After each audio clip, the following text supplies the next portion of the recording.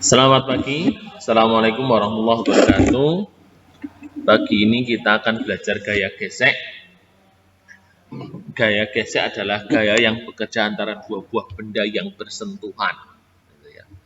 Ada gaya gesek yang menguntungkan, ada gaya gesek yang merugikan.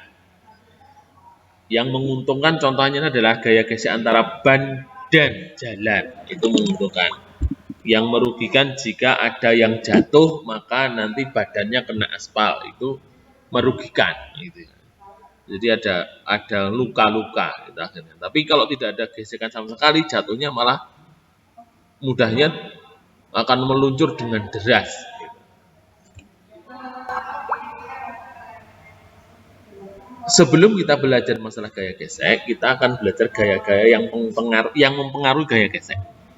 Jadi kita ada yang namanya gaya normal. Gaya normal adalah gaya yang tegak lurus permukaan.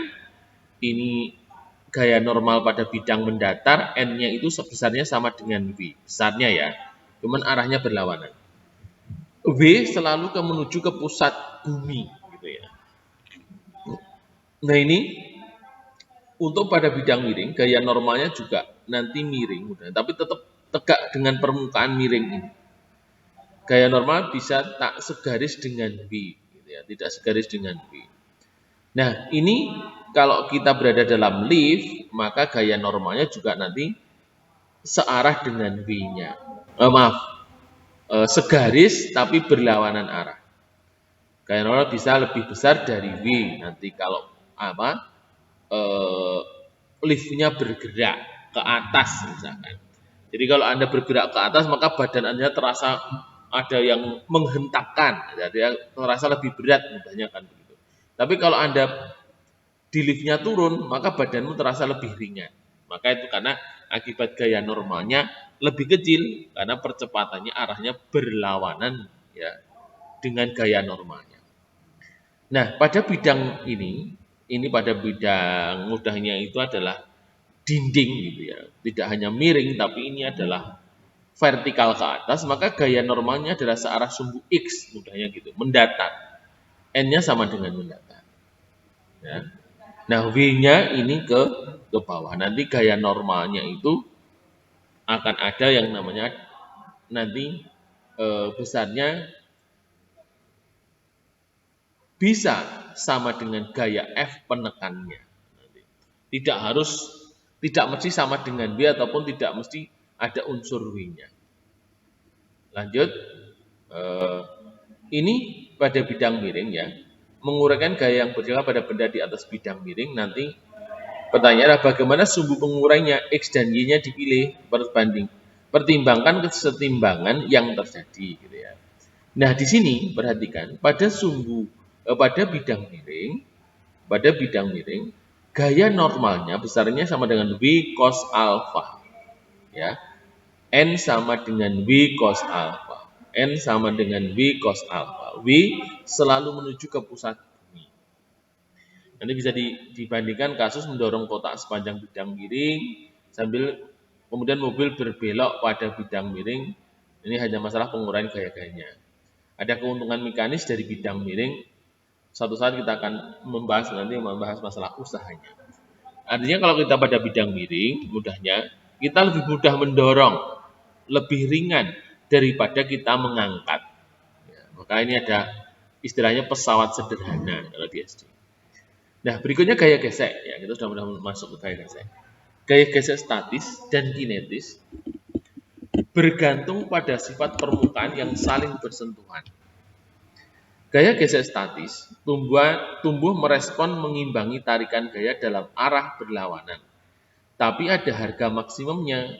Ya, jadi Fs max sama dengan mu S kali N. Nanti jika gaya yang bekerja itu atau kita mendorong misalkan meja dan sebagainya, gaya yang kita berikan melebihi gaya gesek statis maksimum, maka yang berlaku adalah gaya gesek kinetis. Artinya apa? Ada gerakan. Jumlah gayanya tidak sama dengan 0 lagi. Kalau pada gaya gesek statis, yang berlaku gaya gesek statis, sigma gaya sama dengan 0. Jumlah gaya yang berjalan sama dengan 0. Nah, umumnya gaya gesek kinetis besarnya bergantung kecepatan juga. Untuk kecepatan tak terlalu tinggi atau konstan, Fk sama dengan mu k kali N. Nanti kita yang belajar yang ini dulu. Ya, mu k kali N. Kita yang sederhana dulu. Nanti kalau Anda ambil jurusan yang teknik dan sebagainya, baru nanti ada yang namanya faktor kecepatan. Dengan mu k sama dengan koefisien gesek kinetis. Umumnya gaya gesek kinetis kurang dari gaya gesek statis, atau gaya gesek kinetis kurang dari gaya gesek statis. Gaya gesek kinetis kurang dari gaya gesek statis. Nah, ini mudahnya gambar-gambarnya komponen. Ini ada Fs, ada F. Jika ini diam, maka Fs sama dengan F. Gaya gesek statis sama dengan gaya yang bekerja. Atau ini besarnya kurang dari sama dengan Fs maksimum. Maka sigma F-nya sama dengan 0. Ya, jumlah gaya yang bekerja sama dengan 0. Nah, yang berikutnya di sini ada gaya-gaya benda bergerak. Ini yang pada benar, ini gaya tadi benda bergerak, ini benda bergerak.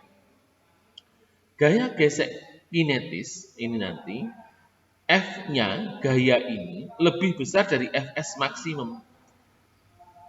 Gaya yang bekerja melebihi gaya gesek statis maksimum. Maka sigma F-nya tidak sama dengan 0, maka berlaku hukum 2 Newton. Sigma F sama dengan M kali A. Nah, pada grafik ini bisa kita lihat.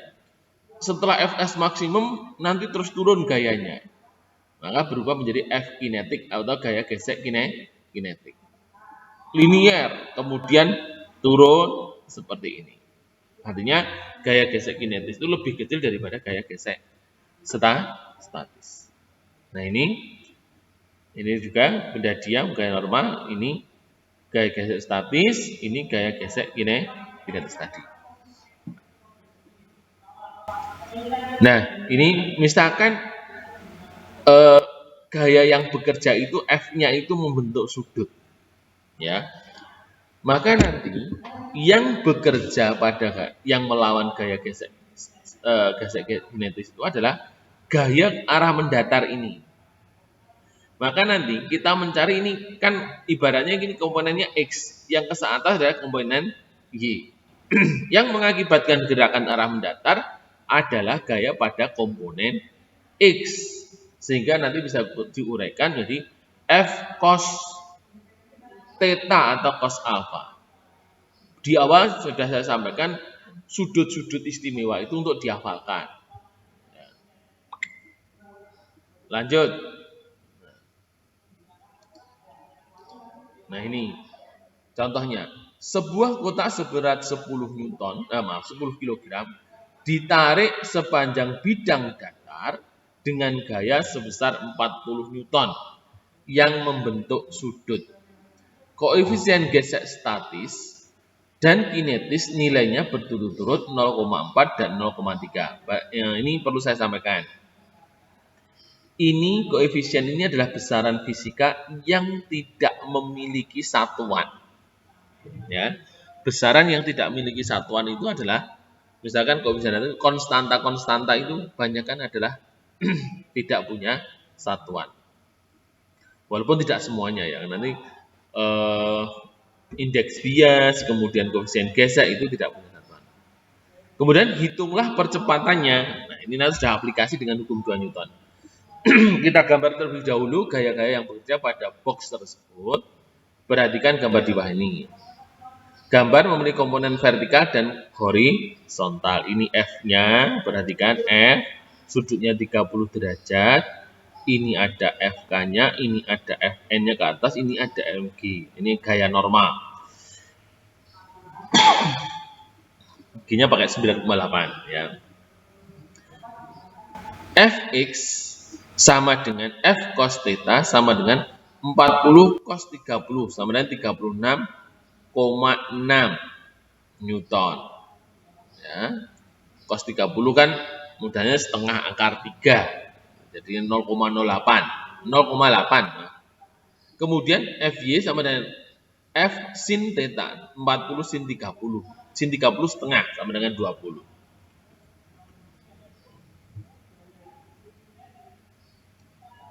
Nah, nanti perhatikan ini, sigma F-nya ya, sigma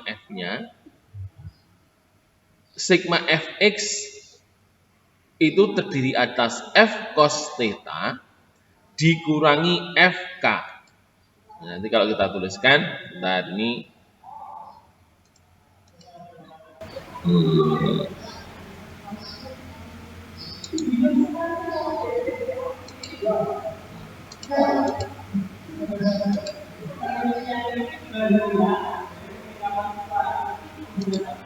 Nyukanya ini. Nah, ini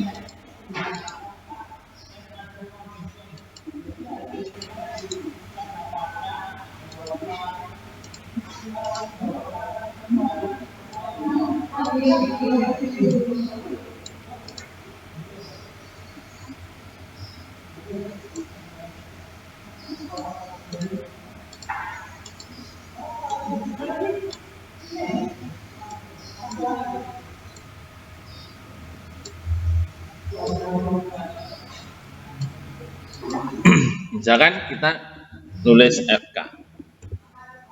FK sama dengan standar Fs dulu, kita bertahap. Sama dengan mu K, mu S. Kita cari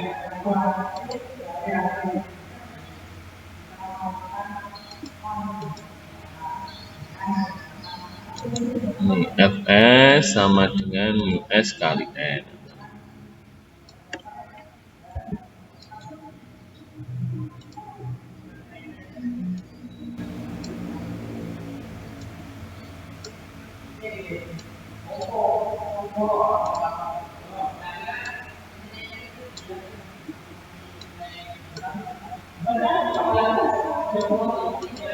Mu S kali N. Kita masukkan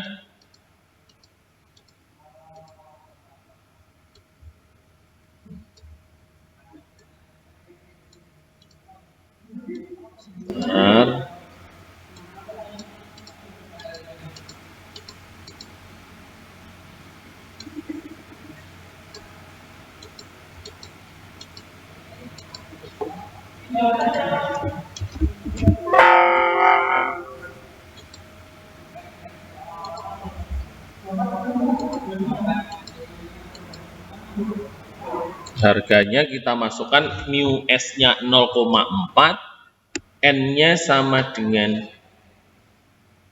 M kali G.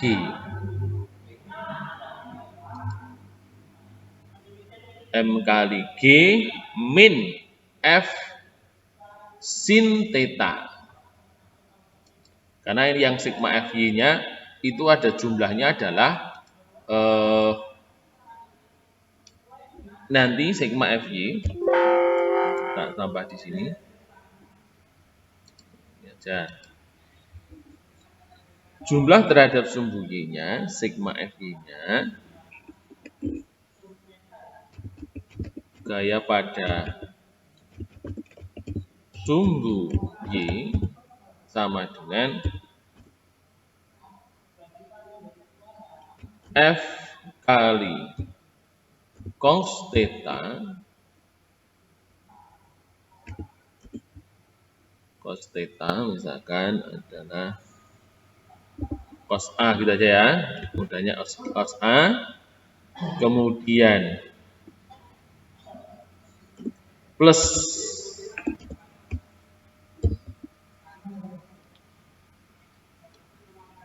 hurufnya dikecilin aja.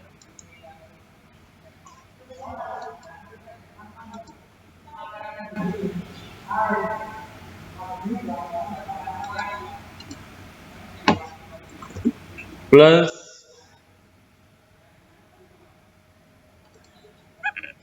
ini kita dua saja. F cos alpha atau cos A plus N gaya normal ini sama dengan W. Nah, sehingga nanti bisa dikatakan F cos-nya itu adalah F-nya tadi kita lihat di sini adalah gayanya adalah 40 Newton.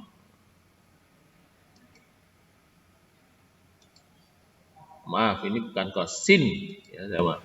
F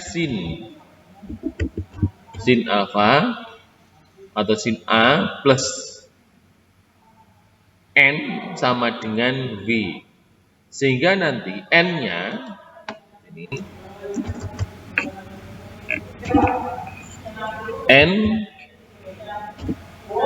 N sama dengan ya V min F sin A. Sin A. Nah, tadi kita tahu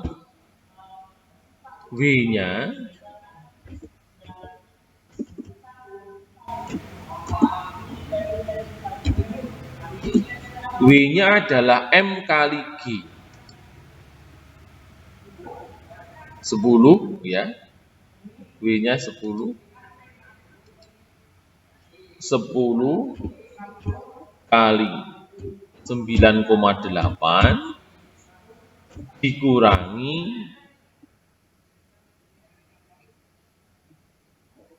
F sin. Nah, tadi F-nya adalah 40 kali sin 30 kali sin 30, sehingga nanti sama dengan 98 dikurangi 20,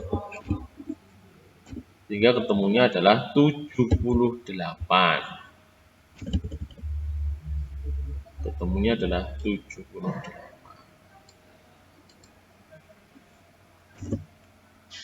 N-nya 78 Newton. Nah, di sini kita bisa mencari percepatannya sigma fx ya, sigma fx. Nah, kita cari huruf sigma fx ini ya. Nah, ini malah trouble. Sekarang kita cari jumlah, langsung aja ya. Jumlah gaya terhadap sumbu X nanti. Ini jumlah gaya terhadap sumbu X. Kita lihat ini nanti sudah bergerak atau belum. F cos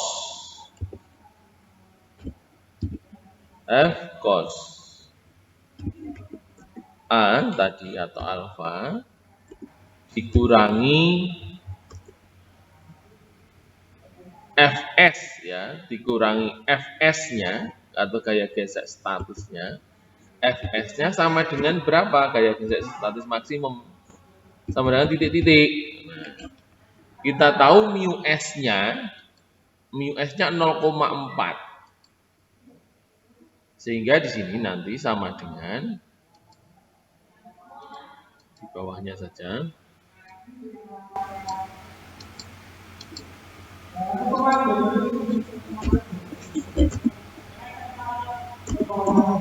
F cos-nya tadi adalah F cos alfanya adalah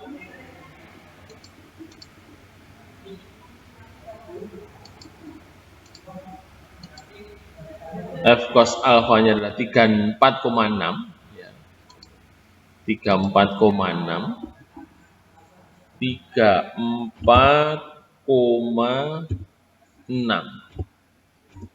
dikurangi 0,4 kali 78 sama dengan titik-titik.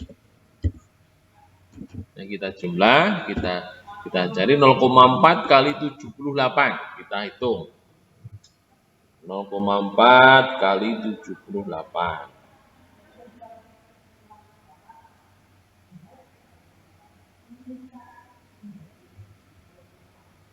ketemunya 31 ya. Berarti ini 34,6 dikurangi 31,2. Berarti ini tidak sama dengan 0 ya. Ini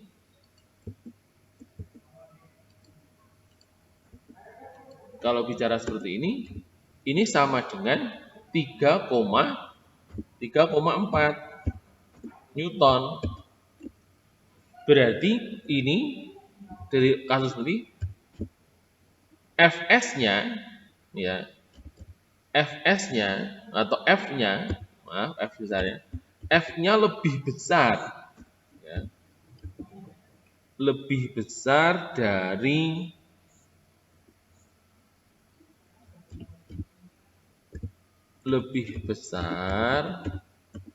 dari Fs maksimum. Maka yang berlaku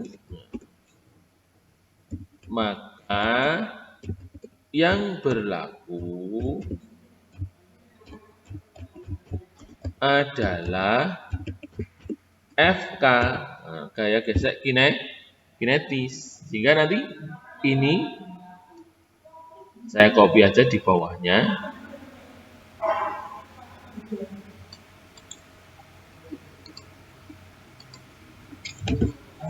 Nah, ini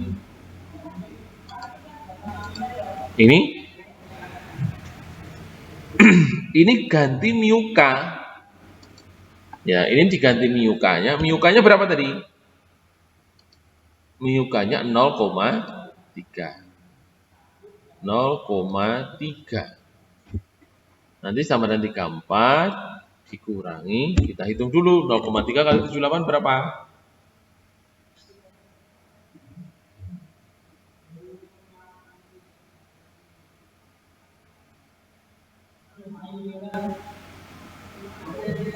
Sama dengan 23,4.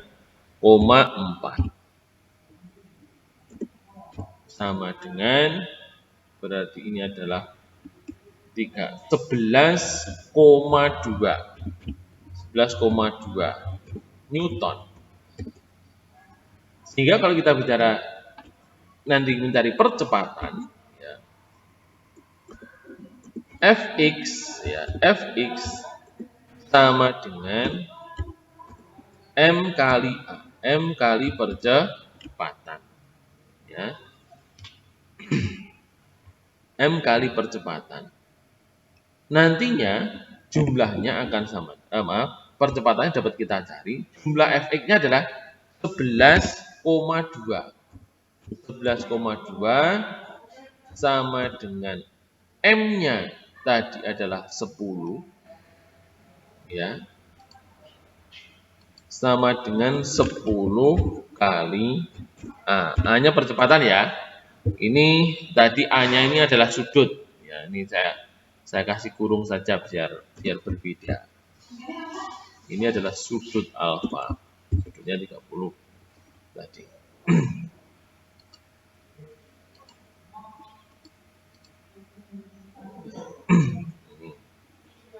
Nah, sehingga nanti A-nya mudah sudah ketemu ini. Karena masanya 10, maka A sama dengan A percepatannya sama dengan 11,2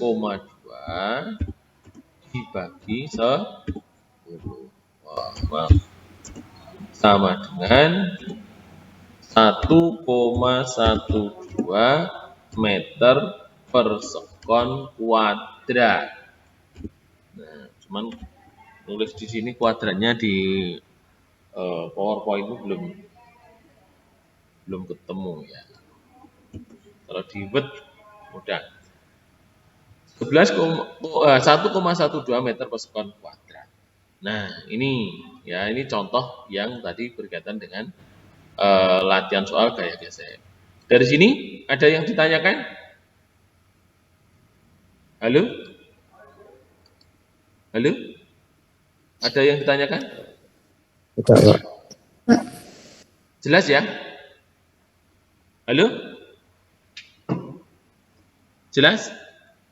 Jelas, Pak. Ya, alhamdulillah. Terima kasih.